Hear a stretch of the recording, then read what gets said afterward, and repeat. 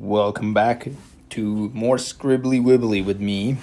And I'll talk to you about a simple concept that will change your life. And it's called the customer.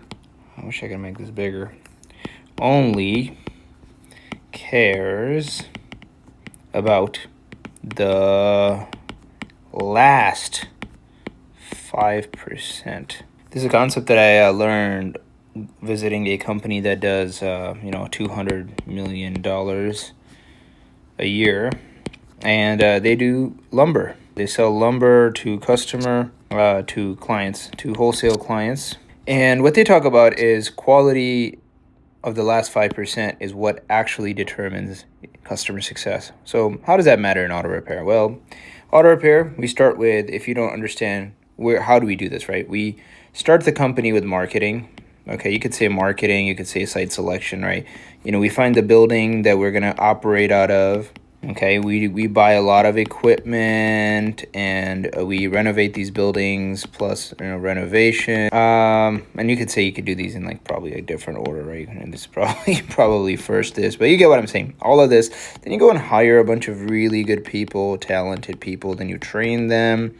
You incentivize them. You build a good culture. You guys know how it goes. Incentivize. Zane can't spell. All right. You get what I'm saying. You do all of this work. That's before the customer even starts. Then when the customer calls, you do the phone scripts. You get the customer in, inspect the car. You diagnose the car, whatever. You sell the job. You call them. You understand, you fix the car and then you deliver the car, or rather you QC the car and then you deliver the car. Okay.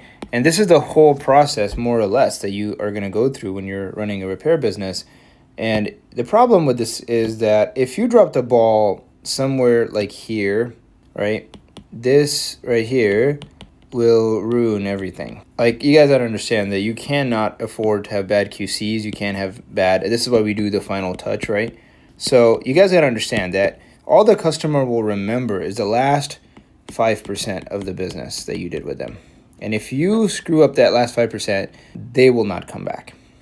So what's the most important part of our business? It's the customer. One customer to us is worth between 10 to 15,000 every 5 years, and it's going to only go up. As the time goes on, that value will only go up, and the goal is to have as many customers in your database. I've always said it, this business is so simple. Whoever has the most customers in their database is the one that wins. So meaning, if you have 6,000 customers come to you every year, 6,000 visits, really that's actually probably 3,000 customers. And you have this is going to be your ROs, right? This is going to be your cars. And you run a, $700 ARO. I'm not a mathematician, but that's probably $4.2 million, right? Well, what if you could just change that number to 10,000 and that would go straight to what? $7 million. You can only squeeze this ARO for so long, right? Before it's unsustainable. But this number, you could go infinite. Well, how can I go infinite, Zane? Well, by the way, 10,000, this would be 5,000 customers. Because, by the way, every customer comes to us 2 times per year. And it's probably a little less than that nowadays. But the goal is really just to get as many customers. And how do you get customers, right? You get customers by giving more value. In their opinion, they have to feel that they're getting more for their money. Their money is stretching very far. So when we always say this, right? When your quality exceeds the dollars, that's the equation for value. Well, who decides this? Who decides that, right? The customer. What's funny about that? The funny thing about that is that it's not rational. In fact, I know it's not rational because we don't have the best tools, right? All the parts are the same. Parts at all shops, including the dealer, about the same. Hate to tell y'all, the tools we're using are about the same. You guys are all using Snap-on, Matco, etc., right? What about the techs? Well, there's a joke in our industry that techs are a revolving door. Thankfully, that's not the case in our company, but in the industry it is. most technicians, they're the same ones going from shop to shop, and they come back. They do like a whole tour, I guess. Thankfully, we don't have to deal with that. But it's really, our technicians are good, really good. You guys are badass, but it doesn't justify. So why is it that we get to charge? Why do we get to charge 20% more than our competitors, or let's say even 10% less than the dealer? I don't care about either of those. The real question I have is, why do we have a right to take market share? Meaning, why should we get all the customers? By the way, if you don't believe that you should have all the customers, like all the brake jobs, right? I always say, how many brake jobs do you want? I say all of them. All the brake jobs in the city should come to me and my people. How about all the suspension work? Yes, I'll happily accept. Right? All the easy diags, sure, give me all of that. Well, the easy work goes to where? It goes to the best shop, right? I always say that if you're doing a bunch of crappy work, it's because your reputation sucks. I've done this for long enough that when you don't have clients, right? When your clients go down, when you don't have customers, as customers go down, crappy jobs go up. Why? Because you're desperate. You don't have any cars. You need to make deals. You need to just take what you can get. But as your client count goes up, as your customers go up, you don't have to do as many crappy jobs. Who wants to do more crappy jobs? Not me. Well, then the question is, Zane, how do I get more customers? Good question. You get a better reputation. People have to want to do business with you. Well, Zane, how do I get a better reputation? You give more value to your customers. Perceived value, I'll put this in quotation, is perceived value. Perceived value is value that they think is high. Now, how do they get more perceived value?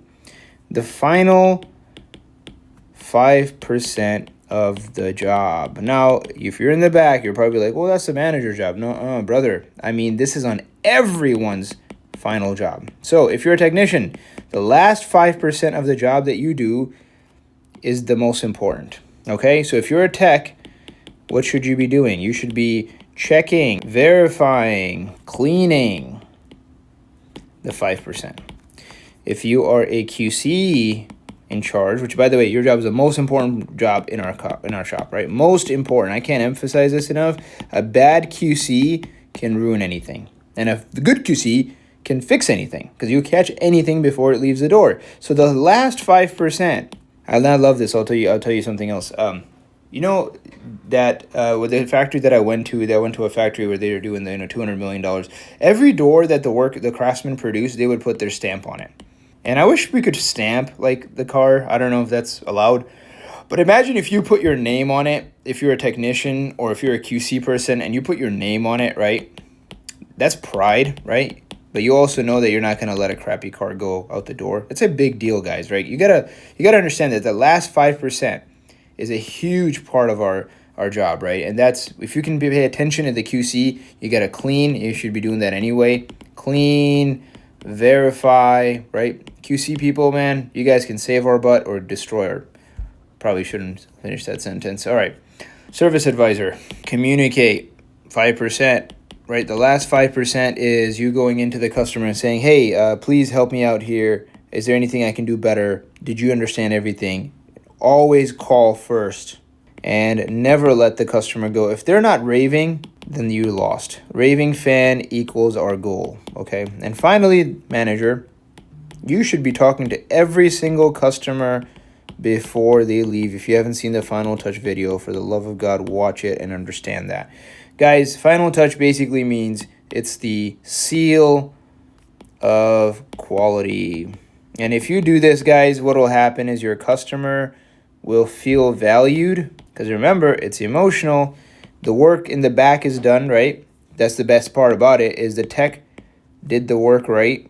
The QC person did the QC right, meaning they verified everything. The service advisor did the communication right, meaning the customer did not feel left out.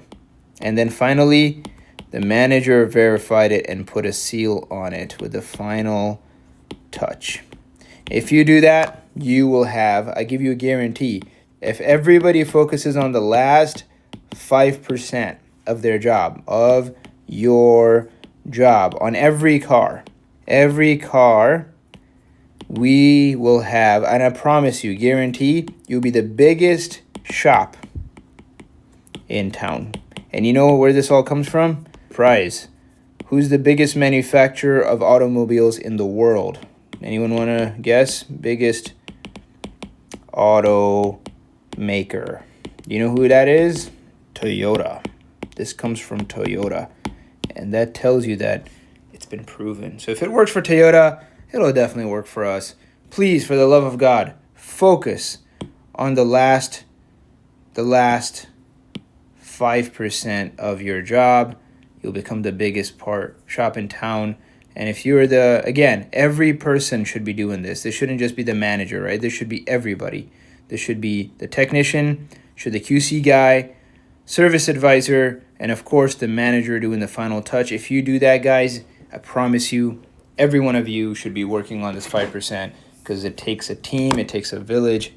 We can't do this on our own. If one of these people doesn't do the 5%, we are cooked. Thank you, guys.